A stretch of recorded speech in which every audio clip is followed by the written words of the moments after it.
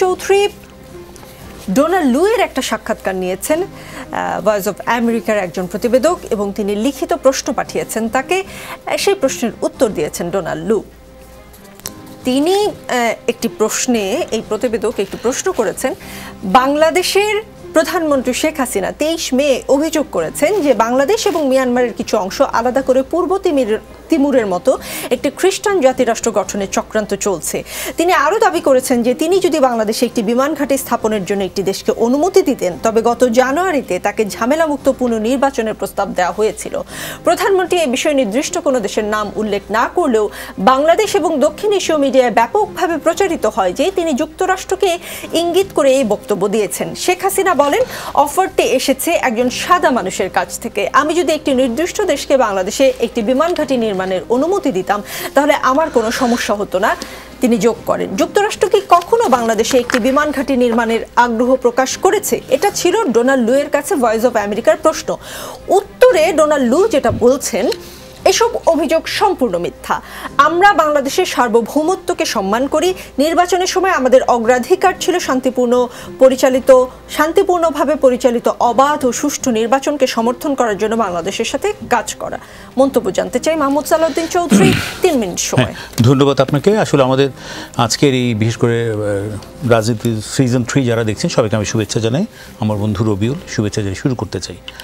আসলে আমরা বিশেষ করে এই নির্বাচন আসলেই কিন্তু আমরা যার কথা বলেছিলাম, আমরা দেখলাম যেখানে দৌড়ঝাপটা একটু বেড়ে যায়।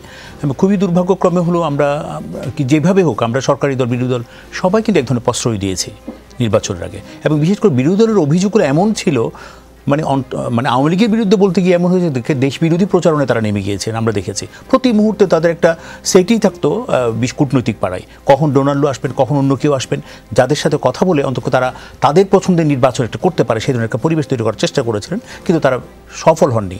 আপনি যে অভিযোগের কথা বলেছেন, মাননীয় প্রধানমন্ত্রী যে কথাগুলো বলেছেন, মাননীয় প্রধানমন্ত্রী দীর্ঘ টানা 16 বছর কিন্তু রাষ্ট্রীয় ক্ষমতায় আছেন।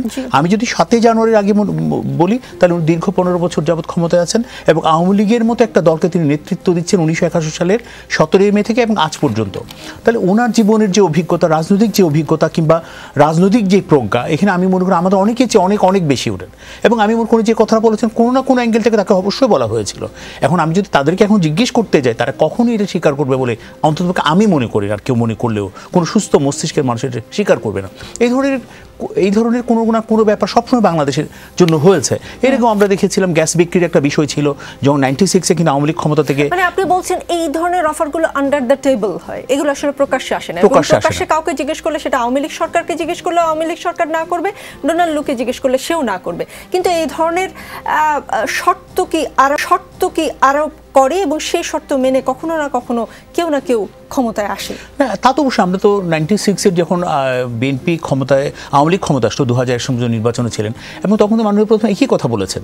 ওনাকে কি অফার দিয়েছিলেন, এই যে যমুনার যে রাষ্ট্রীয় ভবন ছিলেন সেখানে আমেরিকার প্রতিনিধি ছিলেন, সেখানে সকলে মিলে যে কথাগুলো হয়েছেন তিনি তো এটা প্রকাশ্যেই বলেছেন। আমাকে বলেছেন, আমি বলেছি আমার দেশের 50 বছরের গ্যাস মজুত না করে আমি কোনো গ্যাস দেওয়ার ব্যাপারে আমি চুক্তি করতে পারি না। এই যে একটা সাহসী নেতৃত্ব, এটা কজন মানুষের আছে? উনি এটা বলেছেন এবং উনি পেরেছেন বিষয়টাকে, এবং দেখেন সে মাথা নোয়াননি তিনি। আজকেও যদি বলি, উনি কোথাও মাথা না নুয়ে কিন্তু বাংলাদেশের মানুষকে সম্মান মর্যাদা দিয়ে আজকে বাংলাদেশকে আওয়ামী লীগের মতো একটা দল আবারও চতুর্থবারের মতো ক্ষমতা এসেছে। এটা হলো একটা রাষ্ট্রীয় প্রজ্ঞা, আমি ওর রাজনৈতিক প্রজ্ঞা, এবং এটা শুধুমাত্র বঙ্গবন্ধু কোনা শেখ হাসিনার পক্ষেই সম্ভব, বাংলাদেশের আর কোনো নেতৃবৃন্দের পক্ষে সম্ভব বলে আমি ব্যক্তিগত অন্তত মনে করি না। জি, নতুন করে সময় দিবেন।